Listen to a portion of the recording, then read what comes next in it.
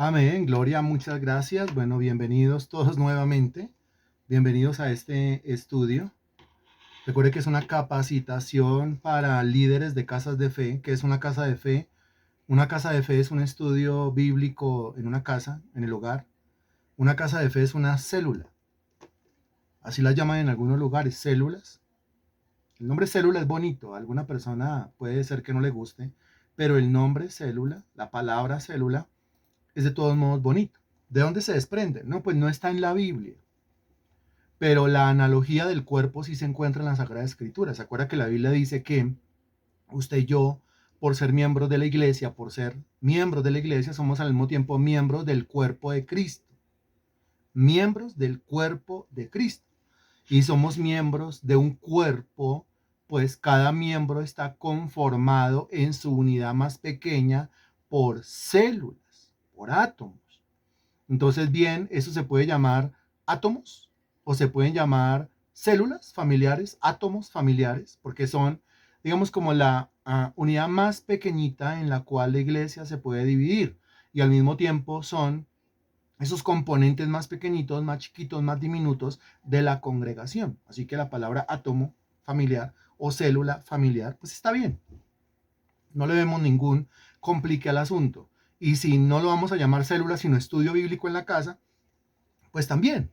O grupos familiares, pues también. O casas de fe, pues también. No hay ningún problema. Entonces, bienvenidos al tema número 3 de esta capacitación para líderes de casas de fe. El tema número 3 se llama ¿qué es y cómo formar una casa de fe efectiva? Es una pregunta. ¿Qué es y cómo formar una casa de fe efectiva? Así se llama. Me avisa, por favor, cuando ya tenga el título en su cuaderno. Tema número 3. ¿Qué es y cómo formar una casa de fe efectiva? Es una pregunta. Okay. Recuerde que es una hora o menos, 58, 59 minutos, con el fin de hacer respetar el horario. Dijimos que en punto y es en punto. Usted ha tenido a bien sacar su tiempo, organizar su agenda, entonces vamos a respetar eso.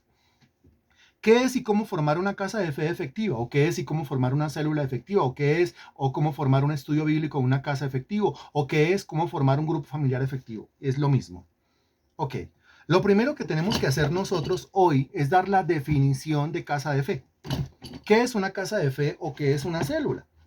A ver, una casa de fe o una célula es lo siguiente. Yo le voy dando la definición poco a poco.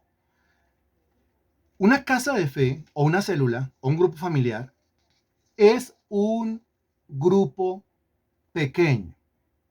Esa es la primera parte de la definición. ¿Qué es? Es un grupo pequeño. Eso es una célula.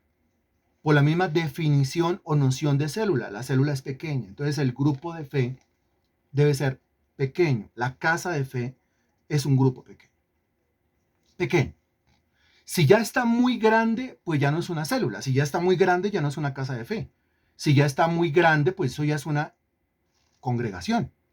Eso ya es una iglesia local. Y aquí no estamos hablando de iglesias locales, estamos hablando es de casas de fe o de células, reuniones que se hacen en los hogares.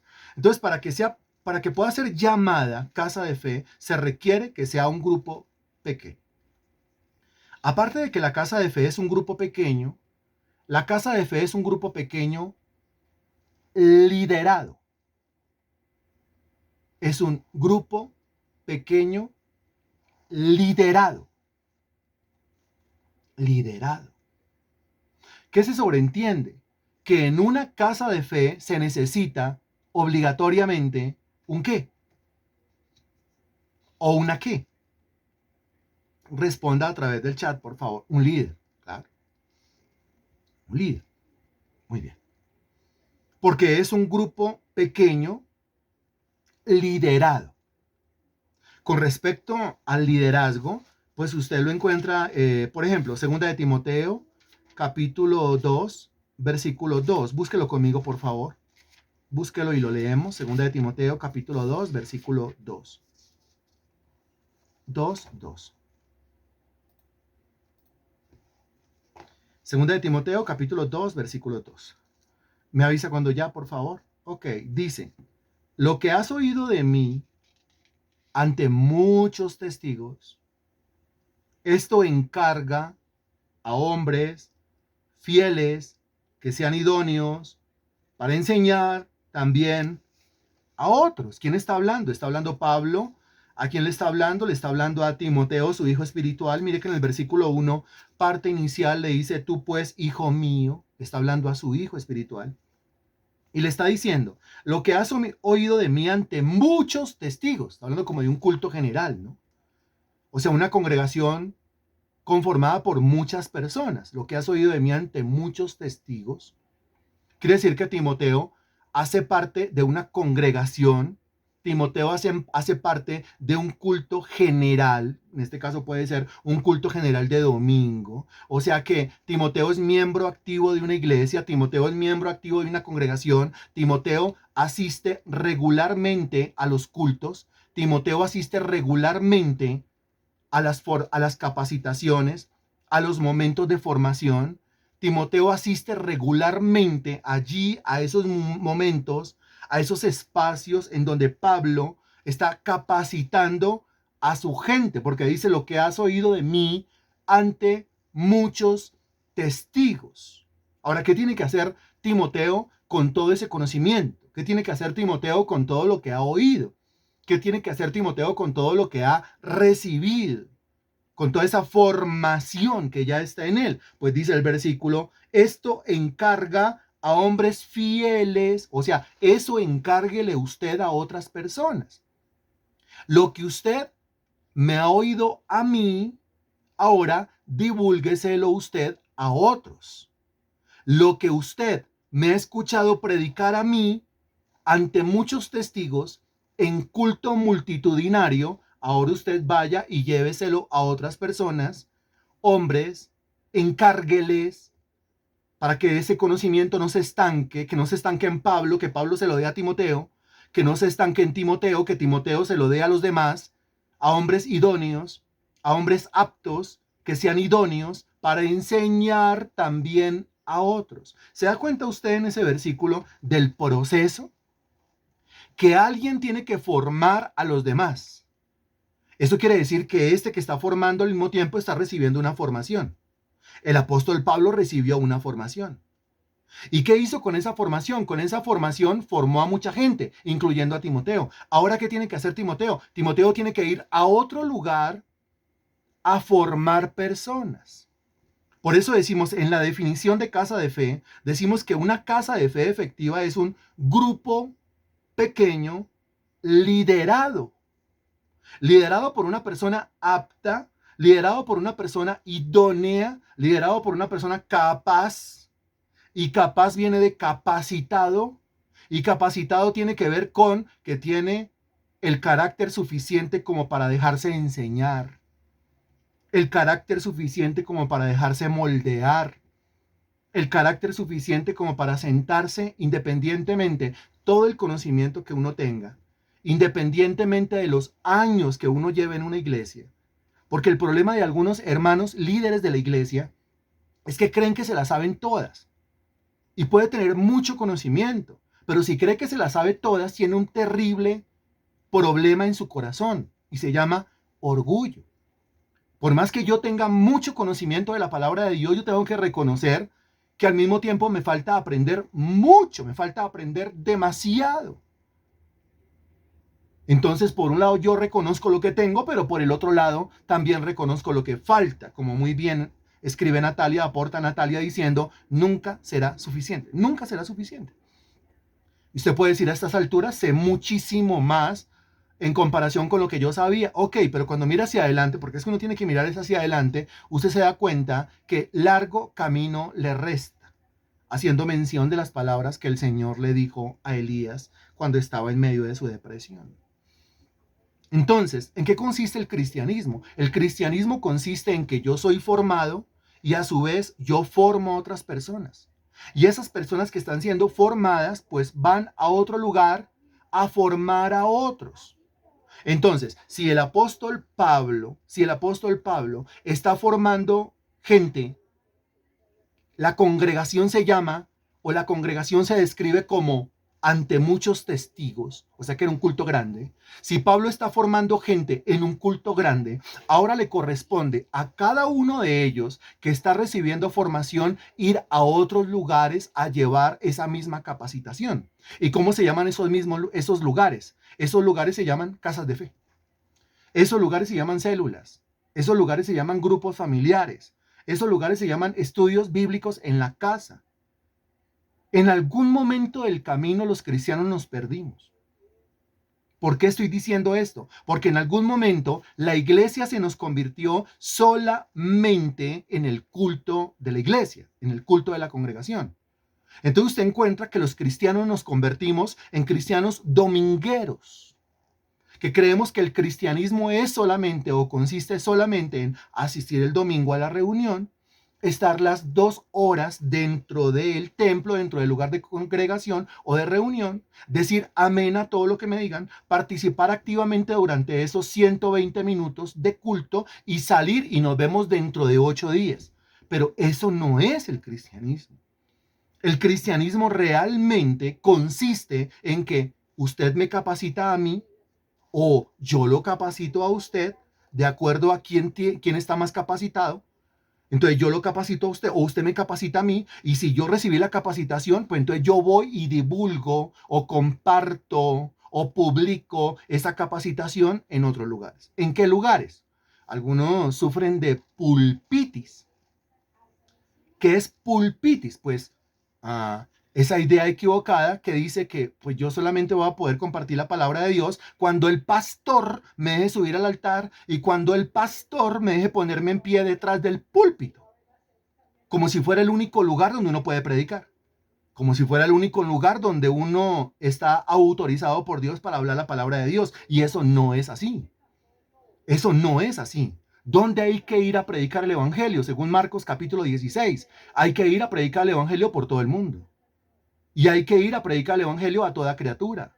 Lo cual indica que altares y púlpitos hay por donde quiera que usted y yo vayamos. ¿Cuáles son los altares? ¿Cuáles son los púlpitos? Las esquinas, las plazas, los parques. ¿Cuáles son los altares? ¿Cuáles son los púlpitos? Allá donde está el señor de la carnicería, la panadería, allá donde venden las papas, la yuca, la cebolla. A esos son los púlpitos. Esos son los altares. Ahora nos acercamos muy bien, Natalia. ¿Cuáles son los altares? ¿Cuáles son los púlpitos? Pues le propongo uno más familiar, le propongo uno más doméstico, le propongo uno más adecuado, donde la gente se puede concentrar a escuchar la palabra de Dios. Las salas de las casas.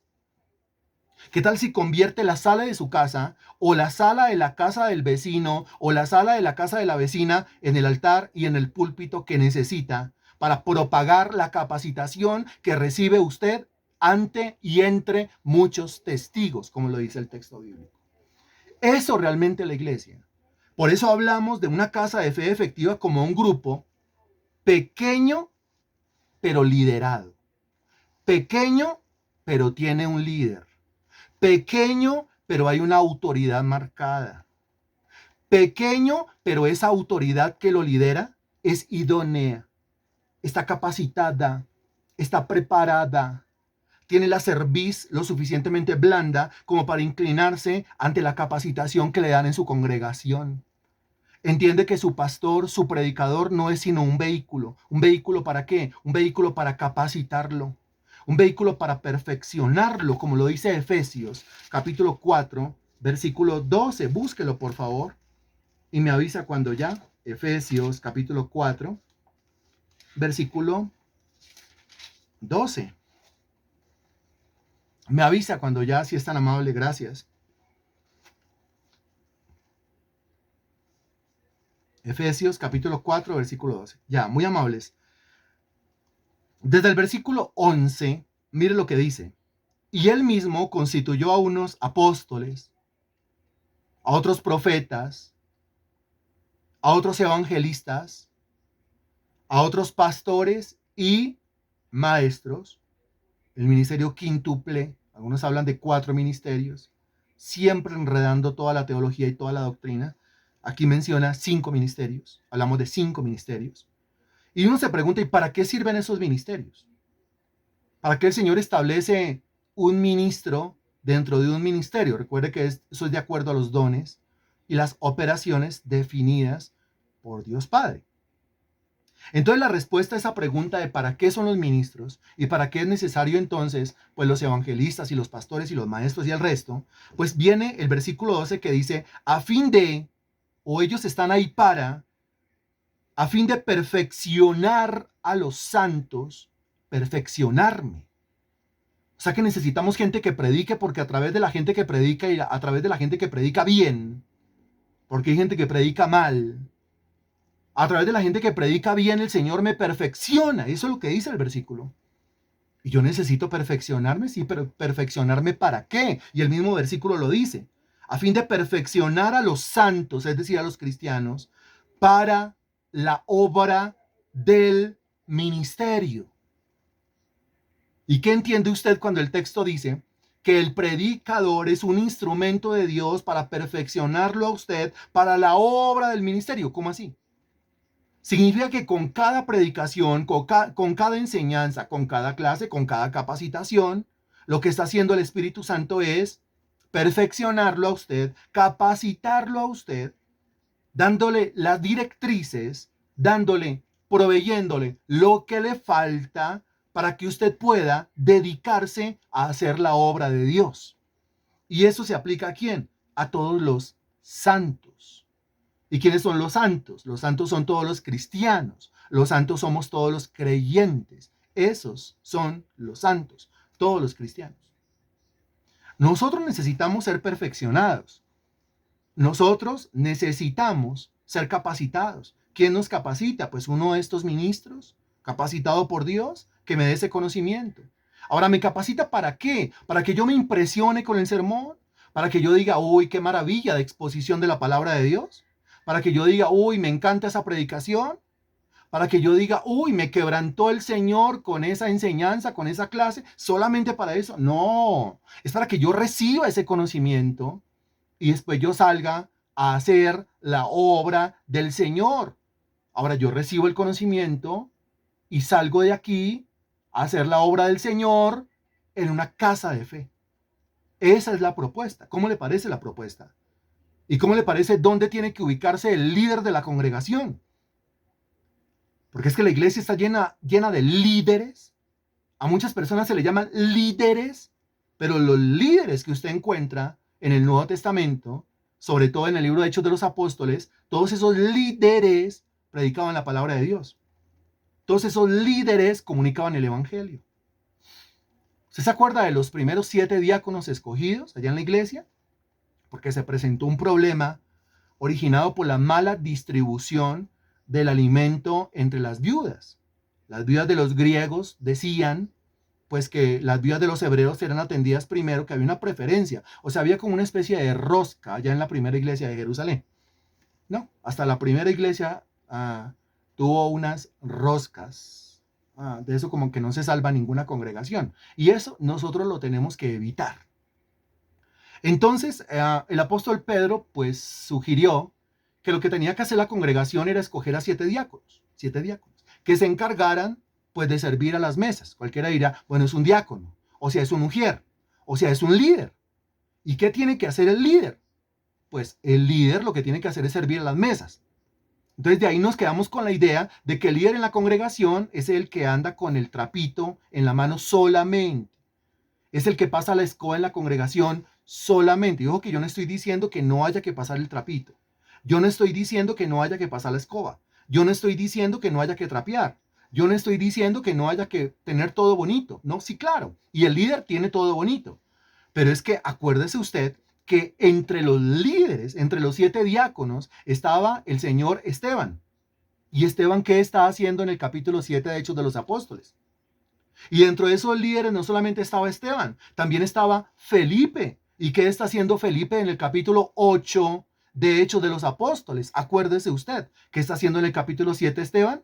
Está predicando. ¿Y qué está haciendo en el capítulo 8 Felipe? Está predicando. Y a través de su predicación se hacen grandes milagros. Hay sanidades y hay liberación. Eso es un líder en la iglesia primitiva. El líder en la iglesia primitiva tiene el trapito en la mano. tiene la escoba, tiene el recogedor y tiene el trapero, pero al mismo tiempo el líder en la iglesia primitiva era un hombre capacitado para predicar. Lo que usted encuentra en Hechos de los Apóstoles, capítulo 7, que es el sermón de Esteban, eso es una joya de la homilética. Ese hombre sabía y era líder. Claro, porque no ve que uno de los requisitos para ser líder de la iglesia es que estuviese lleno de sabiduría, lleno de fe y lleno del Espíritu Santo, o sea que no a cualquiera se le decía líder en la congregación.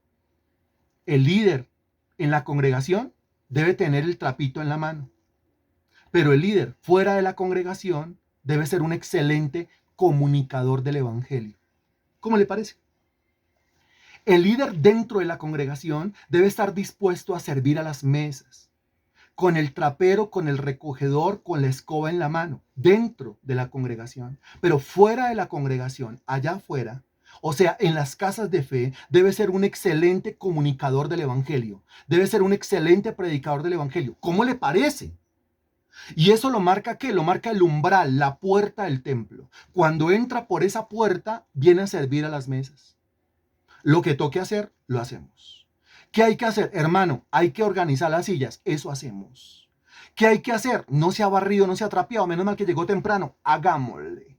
¿Qué hay que hacer? Hay que desplegar cables, hay que conectar micrófonos. Eso hacemos. No hay problema. Eso dentro de la congregación. Porque es que dentro de la congregación, mi estimado líder, hay quien preside, hay quien lidera, hay quien predica, hay quien comunica y es el pastor de la congregación. Él debe ser el excelente comunicador. Pero cuando el líder sale, el umbral de la puerta otra vez sale de la congregación, el líder no es que ya no tenga el corazón para barrer, para trapear, sino que entiende que lo que recibió allá adentro, esa predicación, esa enseñanza, que le costó al predicador no sé cuántas horas de preparación, que le costó al predicador no sé cuánto tiempo de rodillas, que le costó al predicador no sé cuánto tiempo de estudio. Ahora esa predicación él la tiene que valorar. ¿Y cómo la valora? La valora realmente cuando la agarra en la congregación y sale por esa puerta y va y la predica, va y la lleva a otro lado. Va y la lleva por todo el mundo, a toda criatura, pero sobre todo va y se la lleva a ese grupito pequeño que está siendo liderado por él mismo. Ese día, él puede llamarse, soy líder de la congregación. Ese día él puede llamarse, yo soy un verdadero líder de este rebaño. Yo soy un verdadero líder de esta iglesia. Acuérdese que nuestro Señor, el suyo y el mío, nuestro Señor Jesucristo dijo que el que quiera ser mayor entre nosotros, el que quiera ser autoridad entre nosotros, tiene que dedicarse a ¿qué? En una palabra. En una palabra que comienza por S y termina en R. ¿A qué tiene que dedicarse? A servir. Si yo quiero ser el mayor entre ustedes, yo tengo que ser el que más sirva. Que me vean sirviendo, que me vean haciendo. Que comunico, sí, también barro. Que barro, sí, también predico. Claro que sí. Hay que hacer las dos cosas. Hay que servir a las mesas. Y hay que servir en el Espíritu, en el Evangelio de su Hijo, como dice Romanos capítulo 1. Eso es un verdadero líder. A veces tenemos tantas ganas de que nos den autoridad y tantas ganas de reconocimiento y tantas ganas de sobresalir. Cuando a mí me dan el cargo, creen que a lo único que me tengo que dedicar es a mandar a las personas, a mandarlos para que ellos hagan y a encontrarles toda la crítica y todo el defecto a los demás.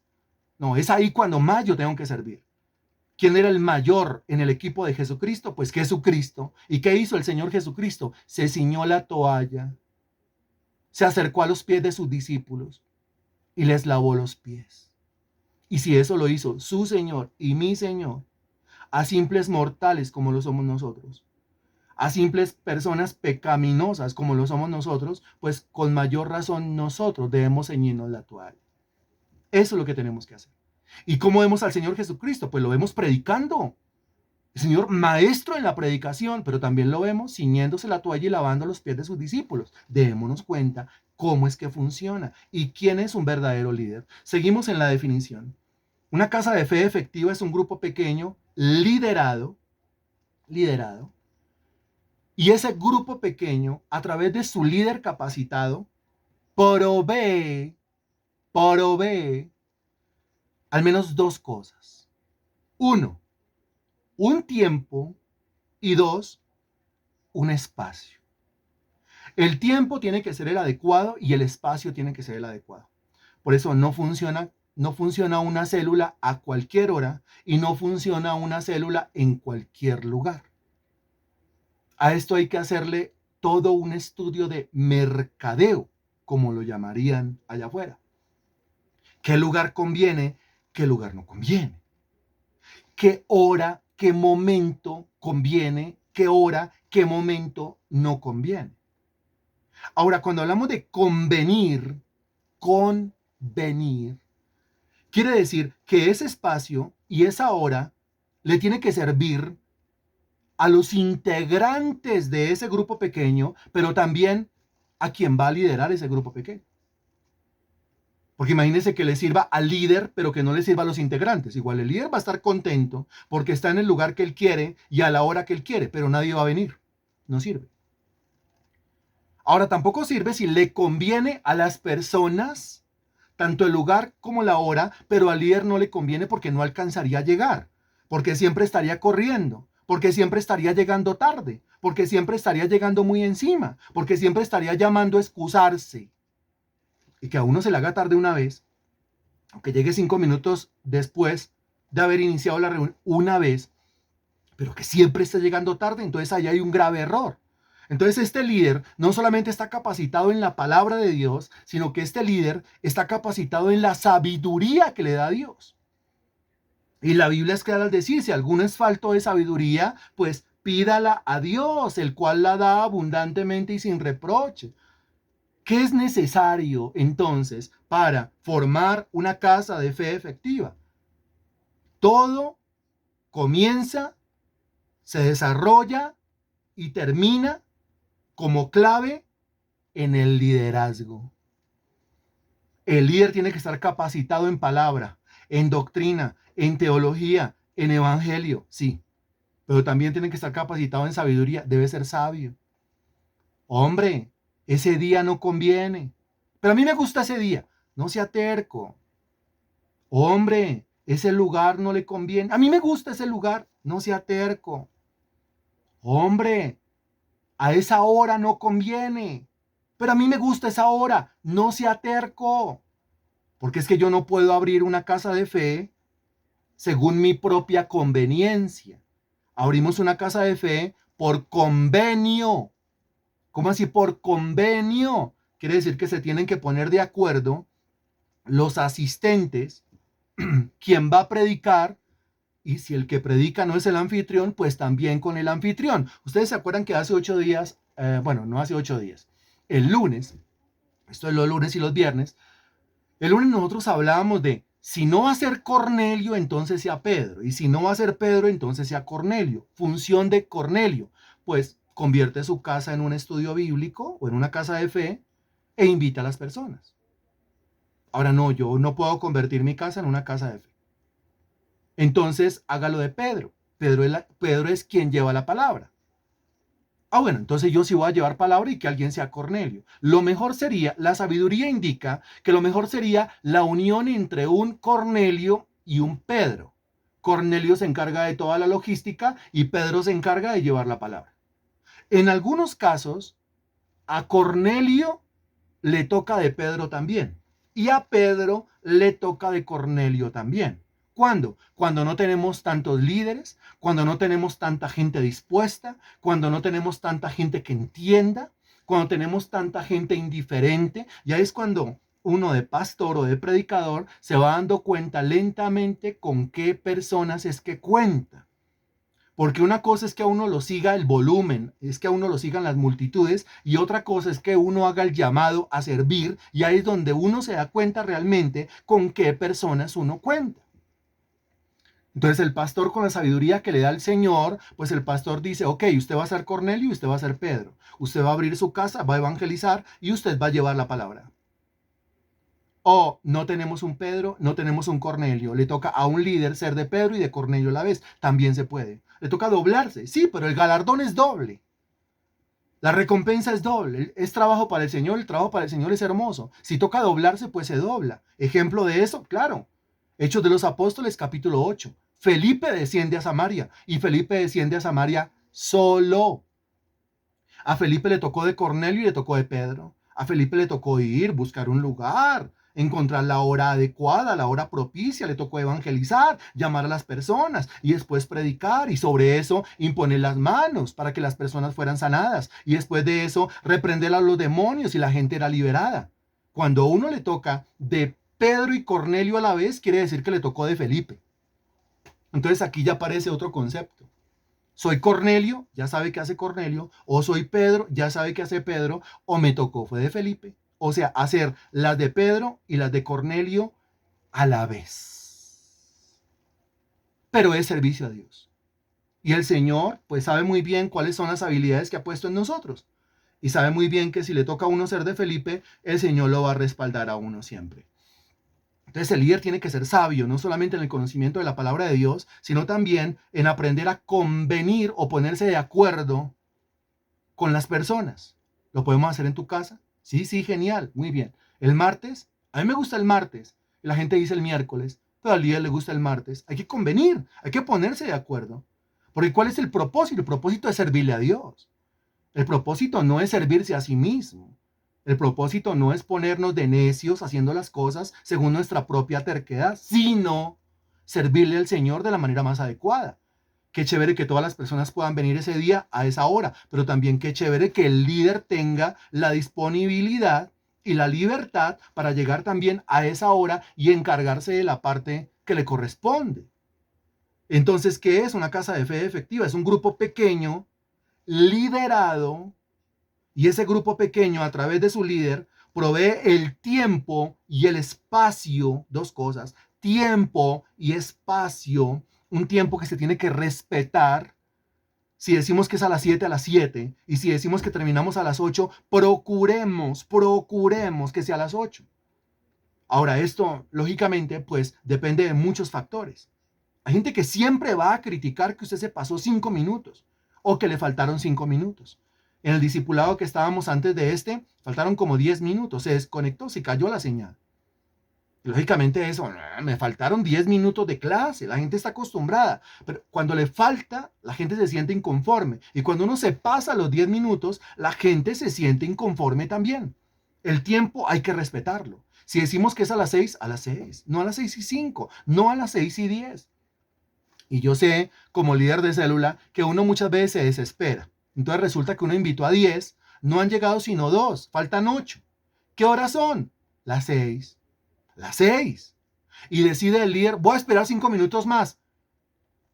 ¿Por qué va a esperar 5 minutos más? Porque no han llegado los otros 8. Sí, pero es una falta de respeto grandísima con las personas que sí llegaron temprano. Hay que honrar esa puntualidad. ¿A qué hora les dije yo? A las 6. ¿Qué horas son? ¿Qué hora es? Las 6. Comencemos. A no ser que las dos personas que estén ahí digan, pastor o líder, no tengo afán. Esperemos a las otras 8 que vienen en camino. Al menos esperemos hasta las 6:05. Pero todo tiene que ser convenido. Todo tiene que ser de mutuo acuerdo. De lo contrario, yo queriendo hacer más, termino haciendo menos. Yo queriendo bendecir a los 8 que probablemente vengan en camino, termino yo perjudicando a los 2 que sí llegaron temprano. Y es que esos 2 que llegaron temprano son las personitas que el Señor me puso ese día en esa casa de fe para que yo las evangelice, para que las disipule y para que las forme. Así que si solamente llegó, entonces no 2, sino 1, pues con 1. ¿No le parece que con 1 podemos hacer un gran culto? ¿Se acuerda que lo vimos nosotros el lunes? Que el Señor deja las 99 y se va por 1. Si el Señor tiene que hacer reunión con 1, hace reunión con 1. El Señor hizo reunión con una, la samaritana. Hizo reunión con uno, con Nicodemo. El Señor no se enseñó a hacer reunión con una sola persona. Algunos líderes, no acá, pero sí conozco el caso, llegaron muy temprano ese día a sus casas. ¿Qué pasó? ¿No hizo reunión? No hice reunión. Decidí no hacer reunión. ¿Por qué? No fue sino uno. No fue sino uno. Y dice, no hice reunión. O sea, uno le pareció muy poquito. Ese es un líder que tiene un problema aquí en la cabeza. Si no se le sientan 10, 15 o 20, para él no es una reunión que valga la pena. Para él no es una reunión valiosa, no es una reunión de peso y menosprecia la reunión. Pero esa fue la personita que el Señor le puso ese día. Y esa personita era la prueba que el Señor le estaba haciendo al mismo tiempo. Y no lo logró, no lo hizo. Si esa persona no puede liderar, apacentar la vida espiritual de uno que el Señor le puso esa noche, no va a poder apacentar la vida espiritual de 2, de 3, de 15, de 20, de 300, de 2000, porque dice que es que Dios lo llamó a ser predicador de multitudes. Entonces, no se va a encargar de uno. Pero si no se encarga de uno, no se va a poder encargar de las multitudes. ¿Quién está de acuerdo? Si yo no comienzo a valorar, a apreciar, a querer a uno, a amar a uno, a valorar a uno, a respetar a uno, a predicarle a uno, a orar por uno, a aconsejarle a uno, a evangelizar, a discipular, a formar, a capacitar a uno, si no comienzo por uno, nunca van a haber dos. Nunca van a haber dos. Los llamados del Señor Jesucristo, los llamados de Dios en la Biblia, siempre son individuales. El Señor llamó a Abraham, Génesis 12:1. El Señor llamó a Moisés, Éxodo capítulo 3, Moisés, Moisés. En Génesis 12, el Señor le dijo a Abraham, Abraham, vete de tu tierra y de tu parentela y de la casa de tu padre al lugar que yo te mostraré. ¿A cuánto le está hablando? A uno, a Abraham. Y en Éxodo 3, a uno, a Moisés. Y en Josué capítulo 1, a uno, a Josué. Y así sucesivamente de ahí en adelante. Cuando el Señor se acerca a Leví, es decir, Mateo, le dice, Mateo, o Leví, sígueme. De a uno. Cuando el Señor me llamó a mí y no llamó a nadie más. El Señor no llama de a grupitos, el Señor llama de a uno. El Señor valora a uno, quiere uno, ama a uno. ¿Quién quiere parecerse a Jesucristo? ¿Quién quiere ir por uno? ¿Quién quiere amar a uno? ¿Quién quiere discipular a uno, evangelizar a uno? ¿Quién lo quiere hacer? Levante la mano de alguna manera, hágase escuchar o sentir de alguna manera y decir yo. O sea que no importa que sea uno, no importa que sea uno, porque el mismo Señor Jesucristo le enseñó dos o tres. Una casa de fe efectiva está conformada por mínimo dos o tres. Dos. Está el líder y una persona que vino. Ya suficiente, el Señor está en medio. Si el Señor está en medio, pues que comience la reunión. Uno. Y el resto no vino. Se lo perdieron. Lamentablemente se lo perdieron. Dignos de conmiseración, dignos de pesar, dignos de lástima. Oremos con ese uno que sí vino por ellos que no han venido. Pero el Señor me puso uno y uno es valioso. El Señor me puso uno y el Señor murió por ese uno. El Señor me puso uno y el Señor dio su vida por ese uno y derramó su sangre por ese uno. Y ese uno entonces, por el cual el Señor Jesucristo murió, es mi gran responsabilidad ante Él ese día. Y algunos, también me encontré con uno una vez que digo, no, vino uno y era un niño. Ahí sí que peor. O sea, por uno no lo haría. Y menos si es un niño. Cuando dice la escritura, instruye al niño en su camino y aun cuando fuere viejo no se apartará de él. ¿Sí se acuerda que la Biblia dice eso? Entonces no importa, vino un niño, no importa. Pero es que a la célula viene un adulto y 15 niños. ¡Gloria a mi Señor! Dice, ¿cuál gloria a mi Señor? ¿No ve que es un solo adulto? Y vienen 15 niños. Y si usted los instruye en el camino del Señor, aun cuando fuere viejo, no se apartará de él. Y si usted los instruye, usted está salvando, rescatando, formando, capacitando una nueva generación de predicadores, una nueva generación de creyentes. No puedo despreciar, no puedo menospreciar a ninguno, independientemente de que sea un niño, independientemente de que sea menor de edad o que sea un jovencito o que tenga problemas o que sea una persona, una mujer embarazada o un viejito que cuando yo estoy hablando cabecee todo lo que quiera. Yo no voy a dejar de predicarle porque no voy a menospreciar a ninguno. Eso es lo que enseña la Sagrada Escritura. Ok, para eso el líder tiene que ser sabio. Sabio. Yo conozco mucho versículo, pastor. Ah, bueno, genial, que está lleno de ciencia, pero también tiene que estar lleno de sabiduría.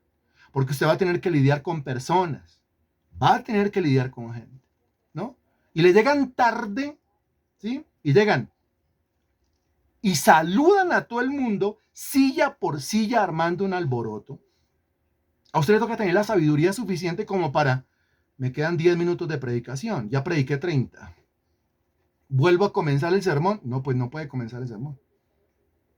Pero es que estos acaban de llegar, sí, pero por repetirle el sermón a ellos, usted va a aburrir a los que llegaron puntuales. Dese cuenta la cantidad de sabiduría que necesita. Provee el tiempo y el espacio adecuado para que los integrantes, para que los asistentes a esa casa de fe practiquen dos cosas. Y pasamos a recordar, porque esto ya lo habíamos enseñado, cuáles son las dos cosas que se hacen en una casa de fe. Y dice la hermana Cecilia, la señora Cecilia, llegan a contestar el celular, imagínense, a contestar el celular. Entonces aquí, dentro de una casa de fe se tienen que desarrollar dos cosas. Primero, la comunión con Dios y con los hermanos. La comunión. ¿Se acuerdan que ya lo vimos? Eso es Marcos capítulo 3, versículo 14, que dice que llamó a 12. ¿A 12? ¿Qué es 12? Un grupo pequeño. Grupo pequeño. Eso no es una iglesia, eso es un grupo pequeño. Y llamó a 12 en primer lugar para que estuviesen con él. O sea, cercanía. O sea, conocerse. O sea, relación. O sea, intimidad, privacidad. O sea, comunión. Para que esos 12 aprendieran a tener comunión con él, con Jesús. Y al mismo tiempo, para que esos 12 aprendieran a tener comunión entre ellos mismos. Entonces, en primer lugar, el primer propósito o la primera acción a realizar dentro de una casa de fe se llama comunión. Comunión con Dios y comunión con los que vienen, comunión con los asistentes. Ahora, la comunión con Dios, ¿por medio de qué? Por medio de la oración. Obvio, por medio de los cánticos, tienen que haber coritos, obvio, es la comunión con Dios, la adoración a Dios, comunión con Dios por medio de, sobre todo, la exposición de la palabra de Dios, obvio, comunión con Dios por medio del momento de la ministración de un líder capacitado, habilitado, autorizado por la autoridad de la congregación. A través de estas actividades y otras logramos nosotros la comunión con Dios. Bueno, y la comunión con los demás. Pues la comunión con los demás, mire, el solo hecho de sentarse el uno al lado del otro ya desarrolla comunión. El solo hecho de que usted diga, primera de Juan, capítulo 5, versículo 14, no todo el mundo lo entiende a la primera. Entonces alguno va a decir, primera de Juan, ¿qué? Y el otro dice, 5, 14, ya es comunión. Es solo hecho de que primera de Juan 5:14, usted voló en la Biblia porque tiene manejo bíblico, pero el otro, primera de Juan, y se fue a buscar al índice. Entonces usted le ayuda a buscar, eso ya es comunión.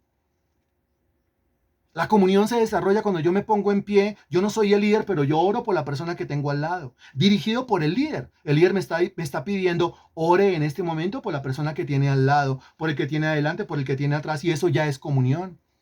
La comunión con los hermanos, porque llega el momento de el compartir. Y ese compartir es una cosa sumamente espectacular. ¿Qué se comparte? Lo que haya. Un vaso de agua fría, no importa, agua. Pero ese momento de servir el agua, ese momento de repartir el agua entre nosotros. Ahora, si hay para un poquito más, una agüita aromática, puede ser un café, un tinto, una agua de panela, un jugo, ok, una torta, un pan, un roscón, una galleta, lo que sea. No importa, lo que sea, pero ese momento de compartir, en donde yo paso el pocillo, en donde tomamos el tinto, no nos vamos a demorar mucho, pero hablamos, charlamos, ¿cómo estás? ¿Cómo tengo mi esposo, mi esposa, mis hijos, mis papás? Tengo trabajo, económicamente no estoy como bien, no he podido dormir, sufro de insomnio, inapetente. Mire cómo yo, por medio de la comunión, voy entendiendo al otro, me voy poniendo en sus zapatos y al mismo tiempo me da tema para qué, para orar, para suplicarle a mi Dios por la vida de esta persona, porque me abrió su corazón y yo llevo todo eso, lo convierto en peticiones delante del Señor. Y el Señor comienza a cambiar la vida de esa persona, porque como el Señor responde la oración, entonces el Señor comienza a cambiar la vida de esa persona y esa persona comienza a decir, oiga, ¿cómo me ha cambiado la vida desde que estoy viniendo a esta célula? ¿Cómo me ha cambiado la vida desde que estoy viniendo a este estudio bíblico?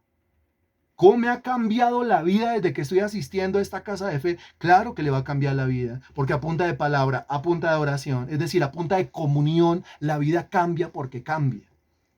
Y ahí en medio de esa transformación, entonces llegamos nosotros a lo que sería el punto 2, también de Marcos capítulo 3, versículo 14. ¿Y cuál es el punto 2? El punto 2 es que aparte de la comunión que se tiene que desarrollar en una casa de fe, También se tiene que desarrollar un discipulado, no es solamente comunión. De la comunión vamos saltando, vamos pasando lentamente, no puede ser un proceso eterno. Eso tiene que ser ágil, pero de acuerdo a la sabiduría del líder, de acuerdo a la sabiduría que el Espíritu Santo le dé al líder. Va pasando de la comunión, qué chévere la comunión, mantenemos la comunión, pero no todo puede ser venir a cantar coritos, y no todo puede ser venir a ministrar, y no todo puede ser venir a que yo le diga que el Señor le puede cambiar la vida. Porque es que el Señor nos demanda, en la medida en que mi vida va siendo transformada, en esa misma medida yo tengo que disponerme para servirle a Dios. O sea que eso es transformación más servicio. Mientras que yo voy recibiendo en la comunión, yo voy dando a través del discipulado.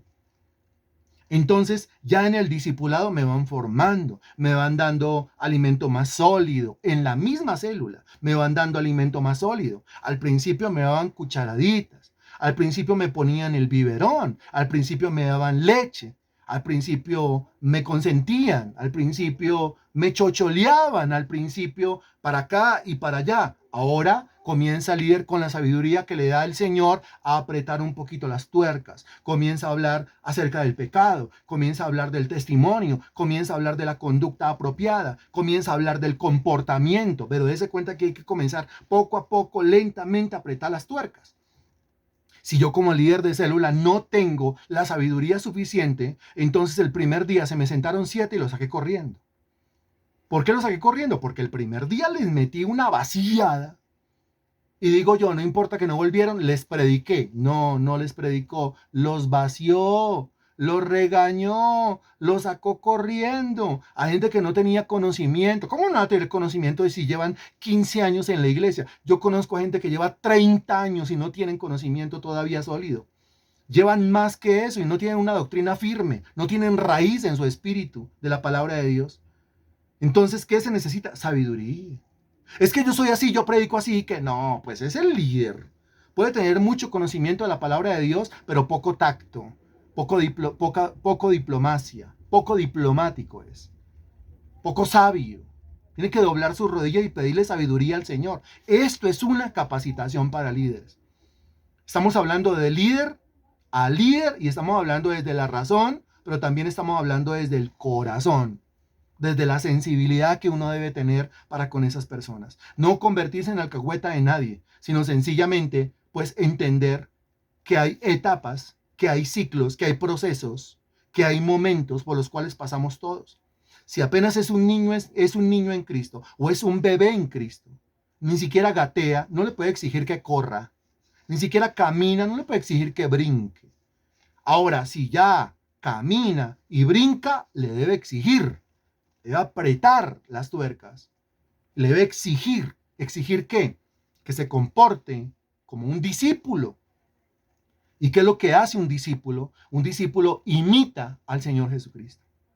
Entonces las tareas prácticas en una casa de fe que el líder va colocándole a sus discípulos es, dentro de 8 días usted se va a comprometer a traer a alguien. Traiga a alguien a ese estudio bíblico. ¿Cómo sabe el líder que esa persona ya no es solamente un asistente a una célula, sino que se le está convirtiendo en un discípulo? Es fácil. Nunca deja de asistir a la célula. Participa activamente en esa célula. Y sobre todo, usted se encuentra con esa persona nuevamente en el culto de domingo. Si se encuentra con esa persona no solamente en la célula, sino que ya está asistiendo al culto de domingo, esa persona ha crecido, ha comenzado a crecer. Y si ha comenzado a crecer, el líder sabio pone los ojos en él porque lo ve a él como un prospecto de futuro líder de casa de fe. O sea, la casa de fe es para ganar almas y enseñarles la comunión con Dios, pero también la casa de fe es para esas almas que voy ganando, las discipulo, los formo como proyectos de líderes de casas de fe. Es así como el cristianismo creció y se multiplicó en el primer siglo, revelado en Hechos de los Apóstoles. Por donde pasaba el apóstol Pablo, hacía discípulos. El número de los discípulos se multiplicaba. ¿Qué era Timoteo? Un discípulo. Tito, un discípulo. Todos los que Pablo saluda, discípulos. Priscila, Aquila, discípulos. Discípulos, diferente a un simple asistente. Un discípulo ya toma las cosas en serio. Un discípulo asume liderazgo. ¿Cuántos discípulos hay acá? ¿Cuántas personas que asumen liderazgo hay acá? ¿Cuántas personas que saben que no solamente deben crecer en conocimiento de la palabra de Dios, sino también en sabiduría, tacto, diplomacia hay en este lugar? Porque todo eso se necesita para sacar adelante una casa de fe, para que la casa de fe sea efectiva, como lo estamos hablando hoy. Recuerde que el tema número 3 es qué es y cómo formar una casa de fe efectiva. Entonces, la definición completa, ¿cómo queda? Queda de la siguiente manera. Una casa de fe efectiva es un grupo pequeño, liderado, que provee el tiempo y el espacio adecuado para que sus integrantes practiquen, primero, la comunión con Dios y con los hermanos, y segundo, se conviertan en verdaderos discípulos de Jesús, reproduciéndose en nuevos líderes de casas de fe. Eso quiere decir que las casas de fe son fábricas de líderes. Las células deben convertirse en fábricas de líderes. Ese día el problema al pastor o al predicador se le acabó. Porque tiene una producción de líderes todas las semanas. Ahora usted imagínese que logre la congregación tener células el domingo, el lunes, el martes, el miércoles, el jueves, el viernes, el sábado, el domingo, el lunes, el martes, el miércoles, el jueves, el viernes, el sábado, lunes festivo, igual hay célula. Eso quiere decir que la iglesia tendrá una producción de líderes constante, en línea. Eso no se detiene. Eso no se detiene. Su tarea es no detener la producción. No detenga lo que está haciendo en esa casa de fe. Su tarea es, si no ha asumido el liderazgo en una casa de fe, asuma el liderazgo en una casa de fe.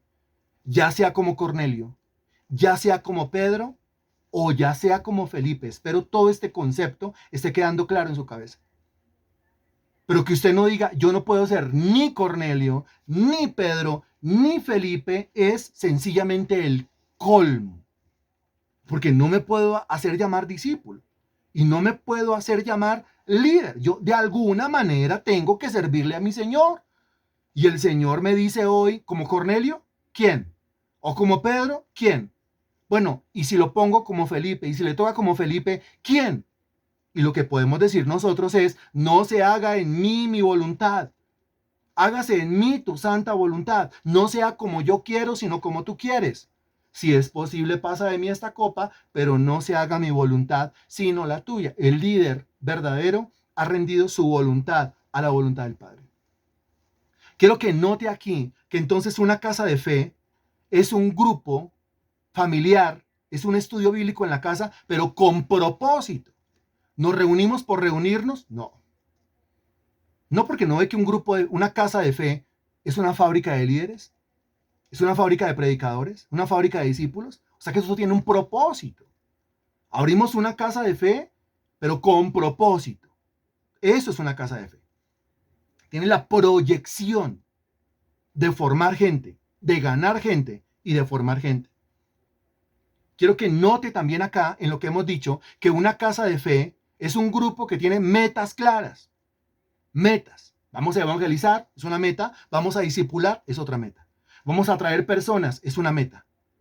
Vamos a darles leche primero, es una meta. Después les damos alimento sólido, es otra meta. De aquí a tanto tiempo tienen que estar comiendo o bebiendo leche. Y de aquí a tanto tiempo ya tienen que estar comiendo alimento sólido. De aquí a tanto tiempo, esa célula o ese grupo de fe debe tener un miembro más, 2 miembros más, 3, 4, 5, conforme a vuestra fe o se ha hecho, conforme a vuestro trabajo o se ha hecho, conforme a la proyección se ha hecho, pero tienen metas claras.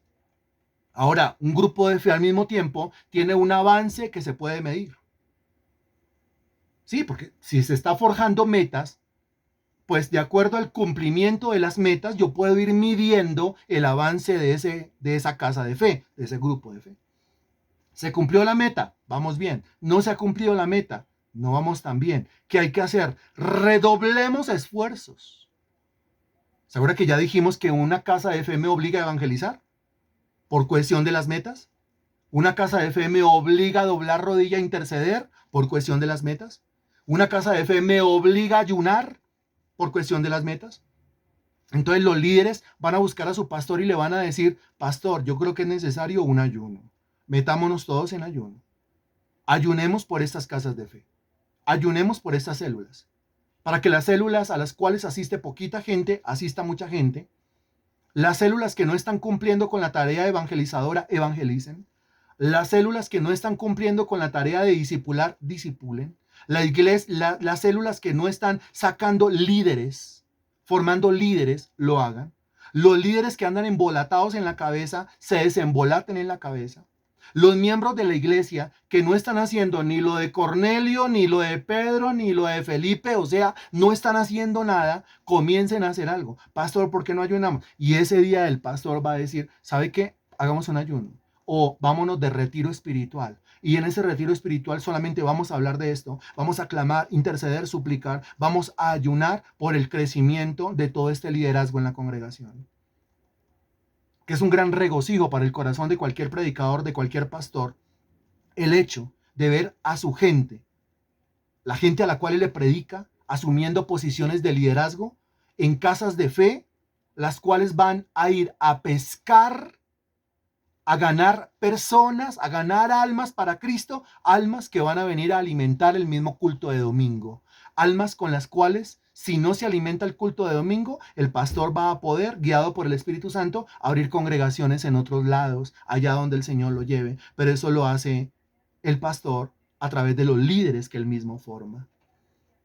Quiero que note también con lo que estamos diciendo, me quedan apenas unos minutos, pero quiero que note con lo que estamos diciendo aquí, que al mismo tiempo una casa de fe o un estudio bíblico o una célula es un lugar donde hay una rendición de cuentas. Se presenta un informe, porque el líder tiene una autoridad por encima que es el pastor de la iglesia. Entonces el pastor de la iglesia va a llamar a cuentas, cada 2 meses, cada 3, cada 6, cada año, no sé cada cuánto, de acuerdo a la sabiduría de Dios. O el líder mismo va a ir a visitar las células. El pastor mismo va a ir a visitar las células frecuentemente, sistemáticamente, organizadamente, y se va a ir dando cuenta de cuál es el funcionamiento de ese líder, cuál es la sabiduría de ese líder, cuál es la espiritualidad de ese líder, y se van a esforzar por eso. Cuando yo tengo que rendir cuentas, eso me motiva a trabajar, y me motiva a trabajar sistemáticamente, y me motiva a trabajar seriamente. Recuerde usted que el propósito de una casa de fe es multiplicarnos, crecer. Si usted está pensando en casas de fe, está pensando en crecer. Si está pensando en casas de fe, está pensando en salir de la silla, levantarse de la silla. Si está pensando en casas de fe, en células, está pensando usted en madurar, en hacer algo para Cristo, en servir, en proyectarse, en salir de la inutilidad. La Biblia habla, el concepto está en la Biblia, siervo inútil. Entonces, si yo estoy pensando en casas de fe, yo ya no quiero seguir siendo inútil. Yo quiero ser un siervo inútil. Yo quiero ser una herramienta para hacer crecer la congregación a la cual yo pertenezco, en donde me dejan servir, en donde soy libre para servir. Por la búsqueda constante de esa multiplicación. Y termino diciendo que una casa de fe está perfectamente conectada con el culto de domingo. Es decir, una casa de fe no es una isla independiente. Una casa de fe está perfectamente conectada con el culto de domingo, surte personas al culto de domingo. Perdón.